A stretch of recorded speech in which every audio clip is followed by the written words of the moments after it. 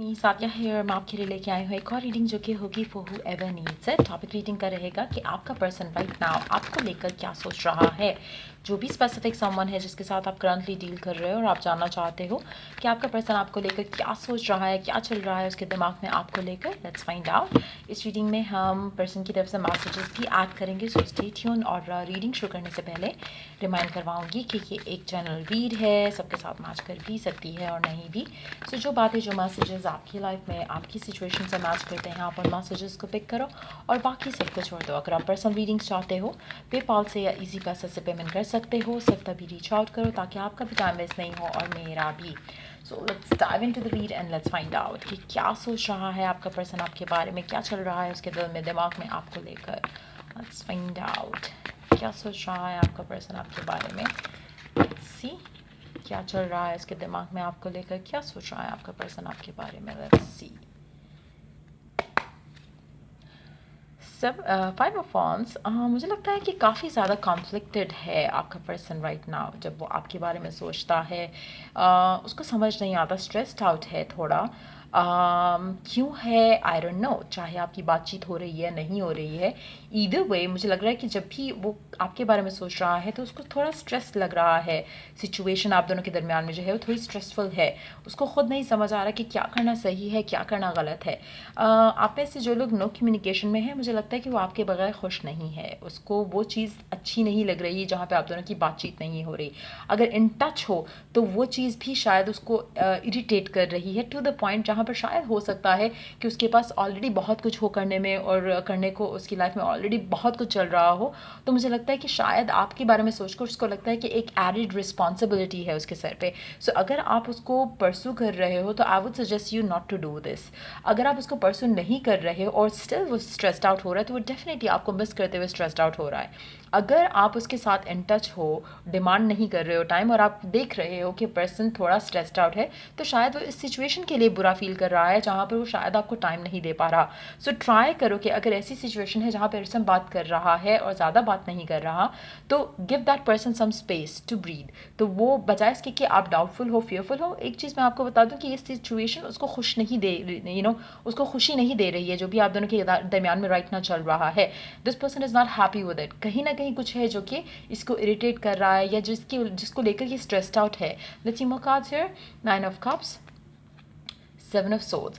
अगर आप दोनों नो कम्युनिकेशन की सिचुएशन में हो, मुझे लगता है कि पर्सन आपको बहुत ज़्यादा मिस कर रहा है और चाहता है कि आप दोनों का रिकन्सिलिएशन हो जाए, क्योंकि जो गिवन सिचुएशन है, जो गिवन सर्कमस्टांसेस हैं, समहाउ ये इसको बिल्कुल भी अच्छे नहीं लग रहे और ये चाहता है कि चीज़ें रिवर्स हो जाएं, चीज़ें पहले के जैसे अच्छी हो जाएं आप दोनों के दरमियान में। अगर ये बिजी है तब भी ये उस चीज़ को मिस कर रहा है जहाँ पर ये आपके साथ ज़्यादा टाइम स्पेंड कर पा रहा था, आपको टाइम दे पा रहा था। तो मुझे लगता है कि काफ़ी ज़्यादा पर्सन अपसेट है करंट सिचुएशन के हिसाब से। अगर मैं देखूँ तो मुझे लग रहा है कि काफ़ी ज़्यादा चाहता है कि चीज़ें बेहतर हो जाएं। सो डेफिनेटली ये पर्सन आपको बहुत ज़्यादा मिस करता है। चाहे आप इन टच हो, आउट ऑफ टच हो, दोनों सिचुएशन में ये चाहता है कि चीज़ें आप दोनों के दरमियान में अच्छी हों, बेहतर हों, कम्युनिकेशन ईजी हो, फ्लुएंट हो। लेकिन समहाउ मुझे लगता है कि वो चीज़ उस तरह से रह नहीं पा रही है। चाहे वो इसके ऊपर कुछ काम का बर्डन है, फैमिली रिस्पॉन्सिबिलिटीज़ हैं, चाहे आप दोनों नो कम्युनिकेशन की सिचुएशन से डील कर रहे हो, लेकिन पर्सन इंटेंशन ज़रूर रखता है कि चीज़ें बेहतर करेगा in future. Let's see more cards here.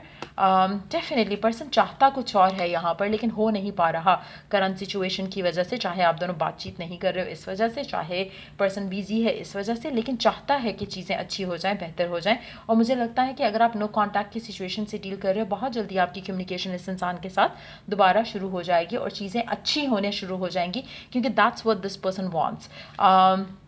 मुझे लगता है कि काफ़ी हद तक ये पर्सन आपको बहुत ज़्यादा इतना इतना ज़्यादा मिस करता है, इतना ज़्यादा सोच रहा है आपके बारे में कि कहीं ना कहीं रात के टाइम पे इसको आप ख्वाब में दिखते हो।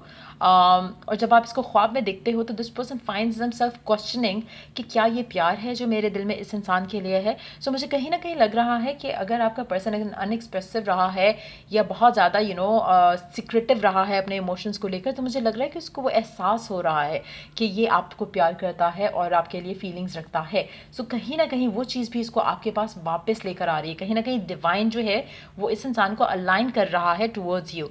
अनित टेक मुझे लगता है कि पर्सन कहीं ना कहीं सोच रहा है कि with the king of wands card यहाँ पे क्वीन ऑफ वॉन्ड्स है, तो मुझे लग रहा है कि कहीं ना कहीं उसको लग रहा है कि हमारे दरम्यान में कुछ है, लेकिन किस तरह से इसको डील किया जाए वो चीज़ वो शायद सोचने की कोशिश कर रहा है, क्योंकि ये जो करंट सिचुएशन है दिस इज़ पेनफुल। जितना आपके लिए शायद पेनफुल है उतना ही आपके पर्सन के लिए है।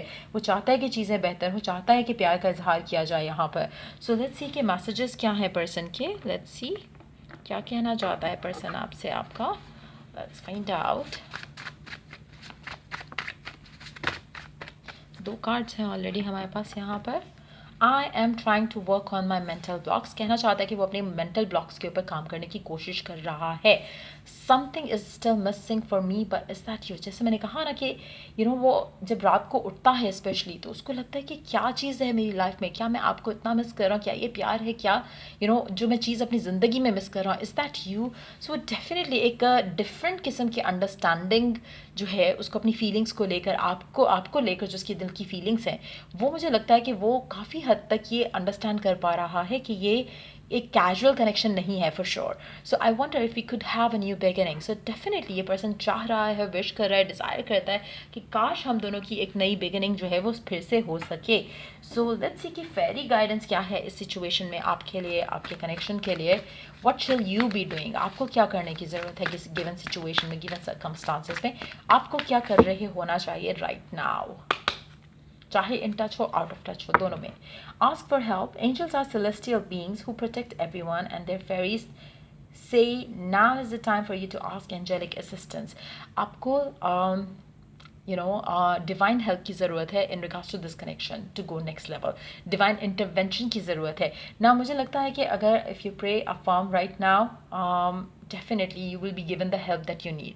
जो आपको हेल्प चाहिए है, डिवाइन गाइडेंस चाहिए है, if you pray around it तो आपको डेफिनेटली वो ज़रूर मिलेगी। So seek guidance and the guidance will be given. Inspiration, be prepare, you will soon receive a visit of a fairy of inspiration come dusk or dawn, she can call any time।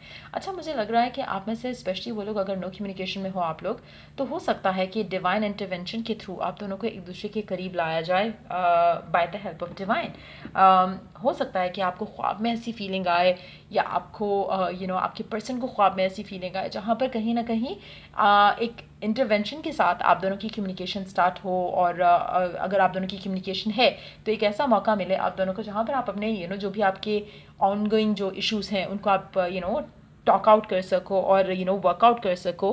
सो मुझे लगता है कि वो चीज़ें मुझे होती दिख रही हैं यहाँ पर, और उसके होने की भी ज़रूरत है।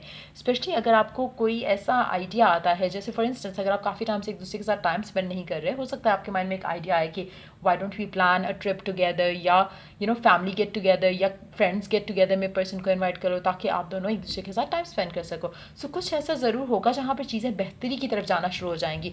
स्पेशली अगर आप लोग इन टच हो ऑलरेडी, तब मुझे लगता है कि शायद आपका पर्सन कोई एफर्ट करेगा आने वाले टाइम में जहाँ पर वो मेक श्योर करेगा कि टाइम निकाल पाए आपके लिए, कनेक्शन के लिए। Last card of the read is trust. This situation is calling for you to have faith. आपको अपने पर्सन के ऊपर फेथ रखने की ज़रूरत है, अपनी लव लाइफ के ऊपर फेथ रखने की ज़रूरत है, डिवाइन टाइमिंग के ऊपर फेथ रखने की ज़रूरत है। चीज़ें ऑटोमेटिकली अच्छी हो जाएंगी, बेहतर हो जाएंगी। So you just have to believe, you just have to have faith. आपके जो फियर्स हैं, डाउट्स हैं, नेगेटिविटी है आपके माइंड में, उसको निकालने की ज़रूरत है। एंड देन आपको दिखेगा कि पर्सन आपको लेकर उतना ही श्योर है जितना आप हो, लेकिन शायद उसको थोड़ा टाइम दो ताकि वो ओपन अप करे, ताकि उसको फील हो कि हाँ यस उसके दिल में भी आपके लिए उतना ही प्यार है जितना आपके दिल में है। और शायद आप एक्सप्रेसिव हो, आपका पर्सन एक्सप्रेसिव नहीं है। सो उसको वो टाइम दो, स्पेस दो, जहाँ पे वो ये अंडरस्टैंड कर सके खुद के लिए, आपके लिए, अपने आप के लिए पहले, एंड देन आपके लिए भी। So yeah I hope it was of help and wish you all the best. Take care, bye.